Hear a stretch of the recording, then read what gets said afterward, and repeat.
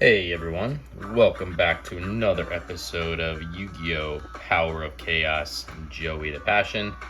I do really appreciate you all being here for the journey, and it has been a journey. So let's not waste time, let's just jump right into it. Leveled up, so we are now 7 stars. I think 8 is the max. Definitely expect the AI to get a little stronger from this point forward, and hopefully have some better decks, because we didn't really get to see what 6 stars was all about. But yeah, we'll take it. Let's see what Mr. Wheeler has in store for us today. We will go first like we normally do.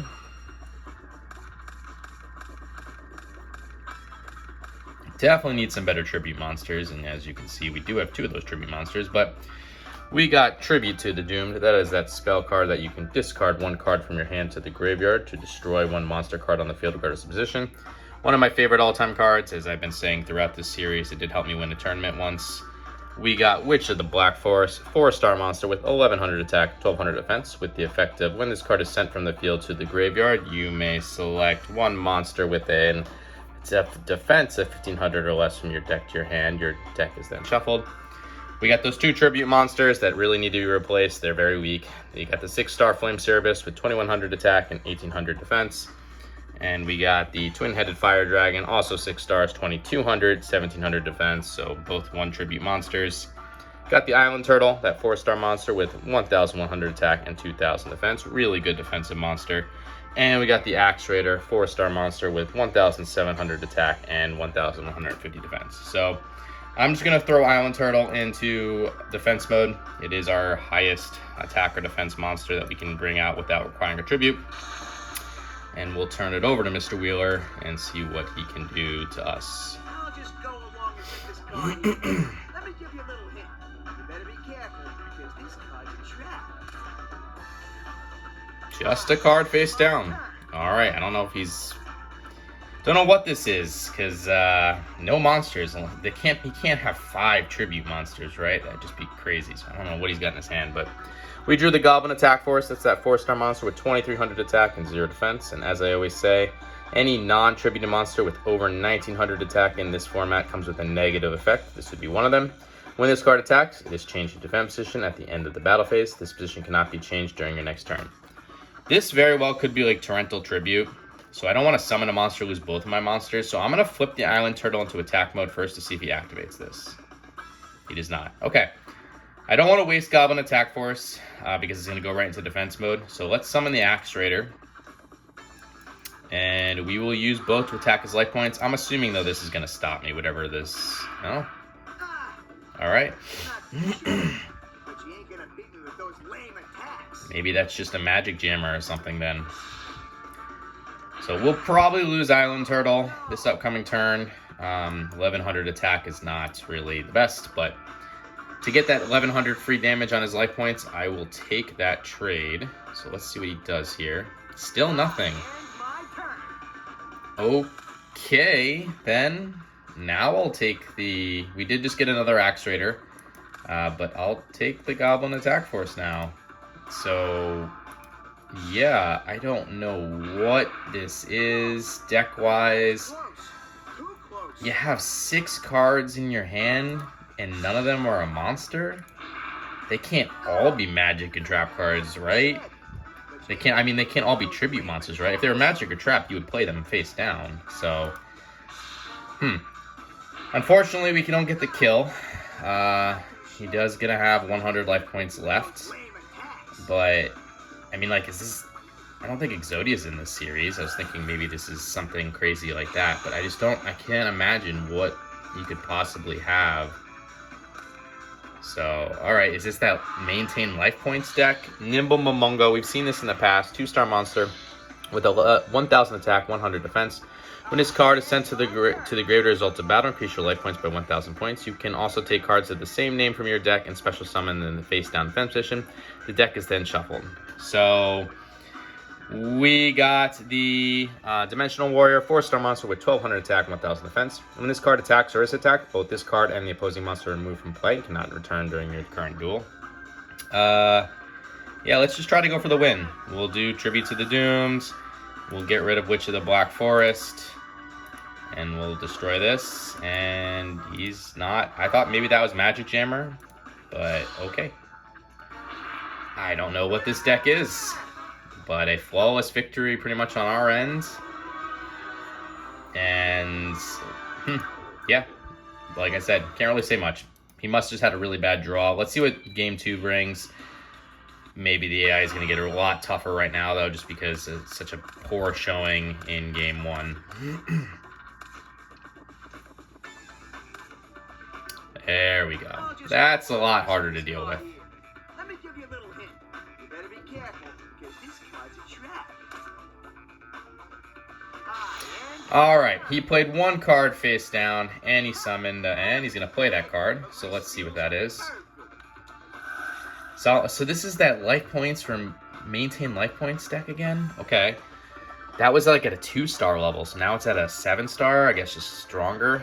Interesting. Solemn Wishes, that continuous trap card, you gain 500 life points when you draw a card or cards. As I said in the last video, if you guys missed it, if I've already said what a monster is in the first duel, I'm going to try not to say it again just to save time and stuff. So we did get Tribute to the Doomed again. Again, I'm not going to go over all of these as they were in the previous duel. We got 2 Axe Raiders, we got the Island Turtle, and we got the Torrential Tribute. That's that trap card where you can activate this card when a monster is summoned, including Flip Summon and Special Summon. Destroy all monsters on the field. Yeah, I'll do a Tribute to the Doomed. I will get rid of my Island Turtle, unfortunately. Hate to see Island Turtle go, but gotta get rid of this Gemini Elf, and just like I said, Gemini Elf, 4-star monster, 1900 attack, 900 defense. This is the highest attacking non-tributed monster you can have in the entire series, or in this entire game, I should say. And love it when I have it, hate it when my opponent has it. But we're gonna get rid of it right now and not have to worry about it. So we'll do that. I'll throw the Torrential Tribute down. I'll summon one of the Axe Raiders, and we will go after his life points. So I did use a lot of resources there to get rid of that Gemini Elf, but it was a necessary trade. I don't want to leave the Gemini Elf on the field. I could have put like Island Turtle in defense mode, but my fear is he's going to tribute that Gemini Elf, and I don't know what's in this deck, to be fair with you. And I don't know what kind of tribute monsters he has, but I'm assuming they're good. So, looks like he's playing a monster in defense position. We just got the Monster Reborn, staple of the Yu-Gi-Oh! Franchise in general. Select 1 monster card from either your opponent or your own graveyard and place it on the field under your control and attack or defense position, face up. This is considered a special summon. We'll hold on to that. We'll play Axe Raider, and we will use one of them to hopefully attack and destroy whatever this is. Okay, yeah, it's that life point remaining deck, but that was a 2-star deck. I guess it's just stronger now. This is a 2-star monster, the Kisatsu. We've seen this before way back in the day. 300 attack, 800 defense, with the effect of when your opponent's monster attacks this card in face-down defense position, the attacking monster is equipped with this card, damage calculation are canceled. Treat this card as an equipped spell card during each of your opponent's standby phases. Increase your life points by half the attack of the monster equipped with this card. So, yeah, I mean, he's counteracting some of the damage I'm doing with the Axe Raider between Solemn Wishes and the Kikatsi. So, okay, but I can get more monsters on the field and should be able to break through relatively soon unless he does something crazy. So, he's at 5,100, now up to 5,600. He's going to gain more life points because of the Kikatsi now. But, again, not too worried about that. We got a Mystical Space Typhoon. That's that counter magic card that destroys 1 spell or trap card on the field. Should I just Monster Reborn and get the Gemini Elf back for me? Yeah, let's do it. I'm going to use Monster Reborn since I don't have any other monsters to play this turn. I will take his Gemini Elf. It is a good monster, so I don't feel like this is a waste of Monster Reborn. And we'll bring it on the field. And whatever monster he played the last turn in face-down defense position, hopefully we can break through this. Giant Germ, we've seen this. 2-star monster with 1,000 attack, 100 defense. When this card is sent to the graveyard as a result of battle, inflict 500 points of direct damage to your opponent's life points. You can also take cards of the same name from your deck and special summon them on the field in face-up attack position. Deck is then shuffled. This is a very good monster for getting resources on the field to then tribute them if you can, but we're going to burn through both of his Giant Germs. and he's not going to be able to keep them on the field to tribute. So I'm happy I brought the Gemini Elf onto the field now, because it's very critical to break through these continuous replenishment of monsters on the field so they don't get tribute. But we are taking a lot of life points because of Giant Germ's effect, 1,500 in total, but he's got no monsters on the field. He's down to 5,050. Obviously, that will increase right now and then at the standby phase, but he's burning resources, so not too concerned right now. He is playing a monster in defense position. We got the Shadow of Eyes. It's a trap card that when your opponent sets a monster card in a face-down defense position, change it to face-up attack position. If the monster card has a flip effect, it is not activated. We'll throw that down, and we'll use the Gemini Elf to attack and destroy this. Maybe this is that Nimble Momonga, and he's going to summon 2 more. It's Bubonic Vermin. Same kind of theory in the strategy of just getting more resources on the field. So Bubonic Vermin, 3-star monster, 900 attack, 600 defense, with the flip effect of you can take 1 Bubonic Vermin card from your deck and special summon it on the field in a face-down position. This deck is then shuffled. So he is going to do the same thing. He's going to protect himself because he's going to get 2 more on the field, this being 1, and the second one about to come up. But again, resources burnt. He is burning through these monsters, not being able to tribute them. They protect him for 1 turn. Okay, sure. You are going to get your life points decently high, but eventually I'm just going to burst you down, especially if I can get another monster on the field. So he needs to make a big play soon. I'll just go along and set this card here. Let me give you a little hint. You better be careful, because this card's a trap. Alright, see? Now he's got no monsters, so I'm going to get some pretty big burst damage right now, if that's the case. We did just draw the Gross Ghost of Fled Dreams, or as I mistakenly like to say, Field Dreams. It is that 4-star monster with 1,300 attack, 1,800 defense. I am going to use the Mystical Space Typhoon right now to get rid of whatever that face-down card is. I don't want that to stop what I'm about to do to attacking-wise. It was a trap card, deal of Phantom. Select 1 monster face up on the field. Increase the selected monster's attack by 100 points for each monster in your graveyard during the turn this card is activated. The number of monsters is applied when this card is activated. So, alright, didn't really need to worry about that as he has no monsters on the field, but it is what it is. We will summon the Gross Ghost of Fled Dreams, and this is a lot of damage coming his way. So, not sad to see that happen. Don't really know what he can do to stop all this from happening even next turn.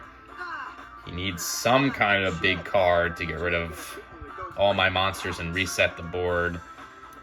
I'm trying to think of a card that would really help him here. I mean, if this deck does have Jinzo or something in it and he's able to get it on the field somehow, sure, for 1 turn, at least he protects himself. But I got Tribute to the Doomed. I got other resources here to kind of protect me. So this will be his last turn unless Mr. Wheeler can figure out something to do. So, yeah.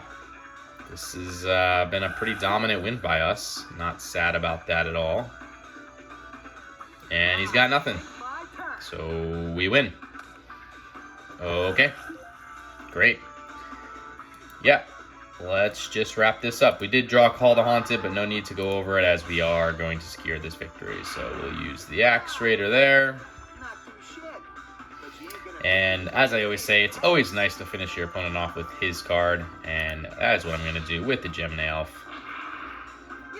So yeah, 2 very dominant wins. I don't really like this maintain your life points strategy. I don't really understand the purpose of it unless it is to get higher tribute monsters on the field, but we haven't seen them yet. So I don't know, maybe we'll see this deck again and it'll surprise me, but I don't think so. Ah, good, Harpy's Brother. All right. Finally, a good winning card that we can throw into our deck. I got totally whooped, but I'm never gonna quit as long as I got my whole future ahead of me. All right, let's see what we win. I'm happy to also win 3 cards. That's always nice. That does definitely help with the completion of this series.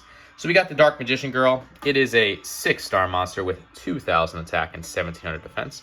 With the effect of this card's attack increases by 300 points for every Dark Magician or Magician of Black Chaos in either player's graveyard. So yeah, that's a weak card for us. weaker than the current tribute monsters we have. And we don't have either the Dark Magician or the Magician of Black Chaos. So, yeah, that's not going to come into our deck anytime soon. Probably ever. Harpy's Brother definitely will be entering our deck, though. Happy to see this card. 4-star monster with 1800 attack and 600 defense. So it's very high attacking monster. So we will throw that in there. And the other card that we won was, if I can find it, there it is. The Vengeful Bog Spirit, a continuous magic card with the effect of all monsters in the field cannot attack in the same turn that they are summoned, including flip summon and special summon. So a very defensive card. I am trying to make this deck a little more offensive. I know we have some very defensive cards ourselves. So let's see what we want to remove now that we have Harpy's Brother in the deck. There are some cards I definitely don't think we need. Even tribute monsters like Flame Cerberus really needs to go. I don't really like the Dark Door either. Yeah, let's go with the Dark Door for now. Flame Cerberus, you can survive at least one more day. So, all right, that's that. Let's take a look at where we are in terms of completing the card list. So we have 83 of the 350 cards required for 23.7%. I do appreciate you guys being here. If you would like to comment or subscribe to the channel, it would help, but not a requirement, so don't worry about that. And yes, stick around for the next episode. Later.